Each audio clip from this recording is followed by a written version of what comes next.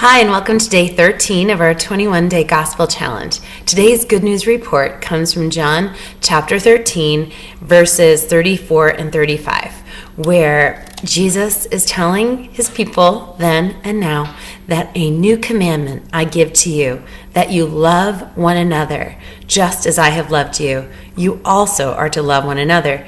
By this, all people will know that you are my disciples if you have love for one another.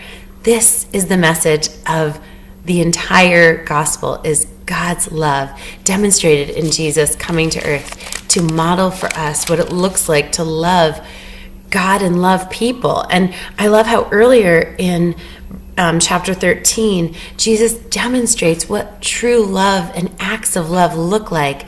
And it's beautiful. It's the illustration and the action of how he took up the towel and washed the disciples' feet. And that's what he tells us in verse 14. It says, if I then, your Lord and teacher, have washed your feet, you also ought to wash one another's feet. And it goes on in verse 17 to say, blessed are you when you do this.